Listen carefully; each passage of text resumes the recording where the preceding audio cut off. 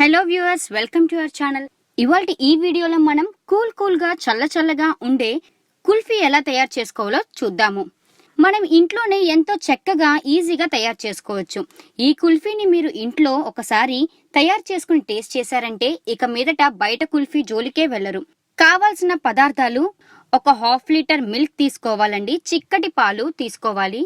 Normal గా మనకి గేదె పాలు దొరుకుతాయి, ఏ పాలైనా పర్లేదు, హాఫ్ లీటర్ తీసుకోవాలి.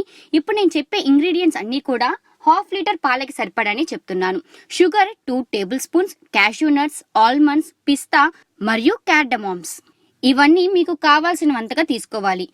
ఫస్ట్ మనం పాలు మరిగించుకోవాలి. మనకి పాలు పొంగు వచ్చినప్పుడు మీడియం ఫ్లేమ్ పెట్టుకుని స్పూన్తో లైట్గా మిక్స్ చేసుకుంటూ బాగా మరిగించుకోవాలి. ఇవి హాఫ్ అయ్యేంత వరకు మరిగించుకోవాలి.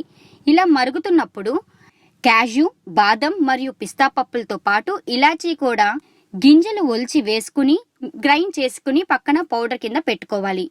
ఈ పౌడర్ కూడా మరీ మెత్తగా కాకుండా కొంచెం రవ్వగా ఉండేలాగా గ్రైండ్ చేసుకోవాలి. మనం తీసుకున్న హాఫ్ లీటర్ పాలు హాఫ్ అయ్యేంత వరకు మరిగించాలి. బాగా థిక్ అయిన తరువాత దాంట్లో మనం షుగర్ యాడ్ చేసుకోవాలి. స్వీట్ కి సరిపడినంత షుగర్ యాడ్ చేసుకుని అలా మిక్స్ చేసుకుంటూ దాన్ని ఒక 2-3 నిమిషాలు మరిగించుకోవాలి. ఇలా మరుగుతున్నప్పుడు మనకి అర్థమవుతుంది అది కొంచెం థిక్గా అయ్యాయా లేవా అనేవి. ఇప్పుడు ఇలా థిక్గా అయిన దాంట్లో ఇందాక మనం గ్రైండ్ చేసి పెట్టుకున్న పౌడర్ ని మిక్స్ చేసుకుంటూ కలపాలి. ఈ నట్స్ పౌడర్ ని యాడ్ చేయడం వల్ల మనకి ఎక్స్ట్రా టేస్ట్ అనేది యాడ్ అవుతుంది. ఇప్పుడు ఇలా అయిన తరువాత ఫ్లేమ్ ని ఆఫ్ చేసి దాన్ని చల్లారనివ్వాలి. ఇది చల్లారుతున్న టైంలో మరికొద్దిగా థిక్ గా తయారవుతుంది, బాగా కన్సిస్టెన్సీ వచ్చేలాగా అవుతుంది. ఒకసారి మీరు గమనించండి. ఇప్పుడు చల్లారిన ఈ పాలని కుల్ఫీ మౌల్స్, ఆ మౌల్స్ అనేది మనకి మార్కెట్ లో దొరుకుతాయి.